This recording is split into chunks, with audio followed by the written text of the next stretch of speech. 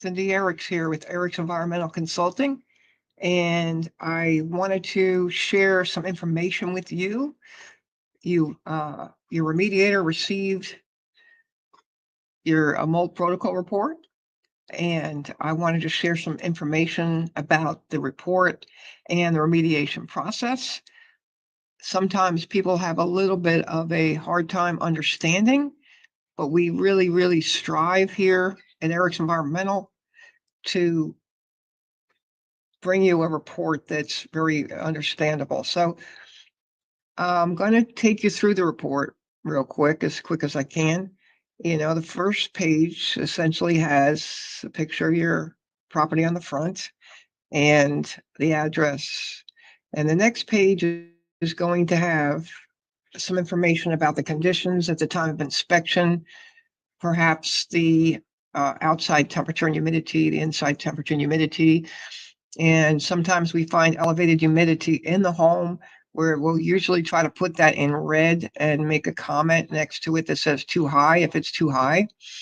And we encourage you, regardless of whether your humidity is too high, we encourage you to go to the end of the report. It's probably several pages from the last section. It'll have an indoor air quality and humidity guide to help you understand controlling humidity in your home all year long, because in our region of the Southeast, we have high humidity in the winter frequently when it's cool and we don't really feel the humidity. And sometimes before you know it, it catches up with you and that humidity has caused mold problems. So we don't want you to have mold problems. We want to try to prevent.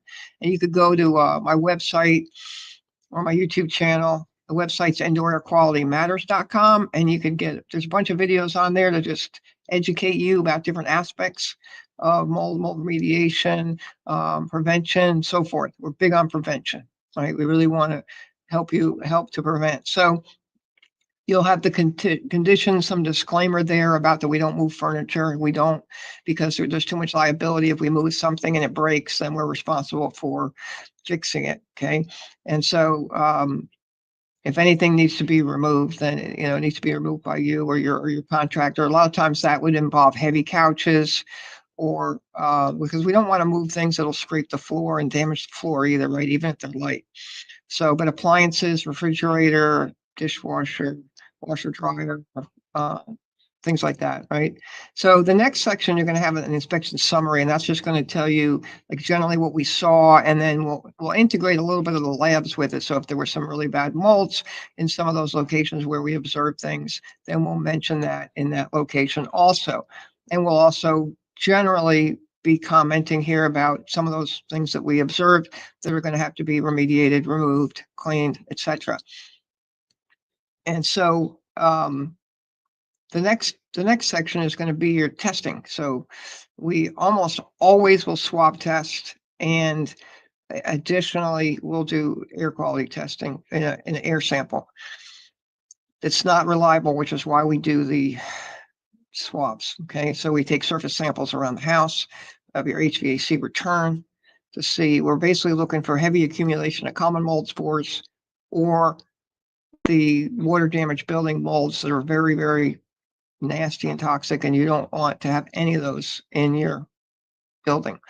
And so if we do find those,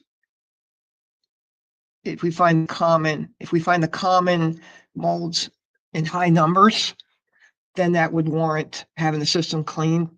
But have HVAC contractor look at it to see if the ducts can be cleaned. Some can, some can't, depending upon the type of ducts, the age of the ducts, and the extent of the mold inside the ducts, which, by the way, we're having a lot of problems with that. Humidity and moisture inside ducts the past like 8 years or so, with the new system is becoming more efficient. They're producing more humidity. So by following that indoor air quality humidity guide and monitoring your humidity at all times, you'll know if you have an increase in humidity and something is starting to go on, and you'll catch it early by following those guidelines. So this has a sampling. We have boxes checked. There's the two categories of molds. Basically, one is the common molds that are found commonly in the outside air, and then the others are only found in the outside when it's like buried under decayed material, basically, or water damage.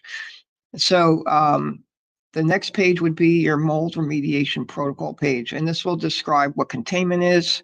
And I really want to mention here while I'm talking about containment. Containment means that the remediator seals off a area that they're working in so that when they start opening up and removing building materials, the mold spores that are there, they'll just be released big time into the air. We don't want them going into your HVAC system. We don't want them going outside of that space. So the containment needs to stay quite sealed to the floor and to the ceiling, and it may damage your ceiling. So you're probably going to have some ceiling patch repairs involved in your mold remediation. Almost every job does, okay? It's just the nature of it. You cannot use a good enough adhesive and not end up with some ceiling Mars, basically. And so just expect that, okay? But the containment is designed to keep the mold inside that area. There'll be a HEPA air scrubber on the outside of the containment. There's a zipper door for the workers to come and go, and only they should be allowed to come and go from that space. And there'll be a HEPA air scrubber inside the containment with a dehumidifier, which will keep the air clean. And frequently, if it's possible, negative air will be set up. And you'll see at the very end of the report, you'll see diagrams that show what negative air look like. And negative air is basically a HEPA air scrubber with a tube on it that takes the air and exhausts it to the outside. But frequently, when that negative air is set up, it's drawing from those plastic walls of containment, and it'll put pressure on the adhesive by holding it to the floor and holding it to the ceiling. So sometimes they'll put a cut opening in it and put a HEPA filter in that cut opening to allow some movement of air, but there's a HEPA filter in the way, okay? So don't ever enter that space, and don't let anybody else enter that space, even if it's a contractor, because this is what frequently happens. Somebody comes from another location, they've been someplace else that day, they've got mold spores on them, they don't even know it, they don't even know they were in a building that had mold. And then they come in and they walk in, they want to just see what's going on because they're curious, and then they bring those mold spores in. And depending upon what phase of the project is, it could cost the mold remediator a failed test. Now, about 25% of the time, the first test will fail. First test inspection will fail. It's just the nature of mold inspection. So just kind of expect that that's a possibility. But we don't want it failing because somebody breached the containment when they were asked not to. Okay, it's very, very, very important. It's also very important if the HVAC system is shut down, that that the humidity be controlled in the entire property. Right. So if any areas affecting the property that where you have it's the air's no longer being conditioned, meaning it's no longer humidity, it's no longer being controlled. Dehumidifiers must be in those spaces. You really want like 40 to 50, 40 to 55, 55 max of humidity. And so you'll see by the indoor air quality guide that that is recommended even if you don't have a mold remediation going on. Expect hidden damages, okay? With mold, frequently what happens is we as assessors, inspectors, and site technicians can see the mold on the outside of the drywall. But once it's opened, which is only going to be opened under containment, once it's opened, frequently it goes farther back, which you'll see in the report. It says go 2 feet beyond any visible mold that the technician sees once they start pulling it. So usually the remediator will take into account a few feet anyway, but sometimes there's other events that have happened in the past that maybe nobody knows about. This is why the history is really important, by the way, because if there was a prior loss that wasn't reported or wasn't handled right, and you have mold you don't even know you have it, but it's there. It's behind your sheetrock, up against your base trim, for instance. That's a very common place we see it, and it's farther down and farther down. There may be more coming out than you expected. At that point, the remediator will stop and talk to you about it and say, look, we've got more damage and we have to go farther. They can take pictures and send them to us, and we'll take a look at them and see whether we need to come out or not. We'll try not to come out because we need to charge when we come out. It takes time to do that. So, but we'll try to avoid doing that. And so very frequently, we could do this by the photographs because we've been to the property before. We have photographs. We know what it looks like. And sometimes we could just do it without without coming to do another inspection. So you put your trust in your remediator, and make sure that, just make sure you take a look at the protocol and you understand what it says to be done. If you want to understand the labs, go towards the end of the report. I think it's probably around page 22.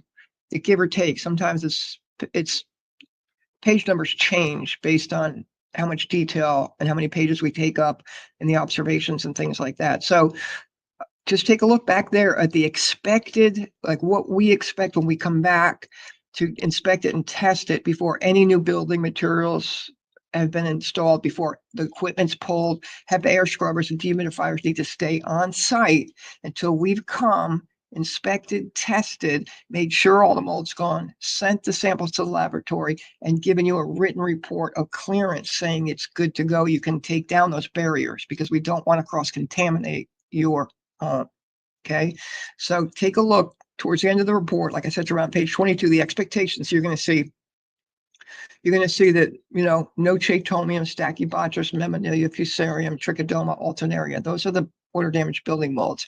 Penicillium aspergillus is also a water damaged building mold, but it frequently comes up in water damage. But we're looking for, I think, not more than like 1,000 spores, or just see, you can compare all the spore counts on that. We don't want no dust or debris, because if there's dust or debris, that means the surface wasn't cleaned.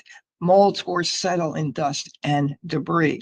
So just know, be informed with your remediator. Have conversations about what to expect. Your property will be disrupted during this process. It just cannot be helped. It's better if you're not there. But I know for some people it's really hard. And then sometimes, they can section off the house to do, or the office building, whichever it is, they can section it off and do it in sections. But it's really, really hard when people are occupying the space. They could usually get the job done much quicker and at less cost if they don't have to deal with ins and out, people in and out and in and out and out, not knowing what they're bringing into the property too. So if you have any questions about our protocol, please feel free to contact us by email or by phone, 850-556-8888. Cindy Eriks. I'm the owner. I'm the founder. I've been in business in Tallahassee for over 32 years, and we care about each customer and each project, and we want to see that all the mold has been removed. All the mold has been removed, and that all the costs associated with doing that are discussed up front to whatever degree they can be. Like I said, the hidden damages will add some expense, so just expect a little bit of extra expense. But you can also go on website, indoorairqualitymatters.com. Feel free to send us a message through the website. Well, God bless you and have a great day. Thank you for listening all the way through. I appreciate it.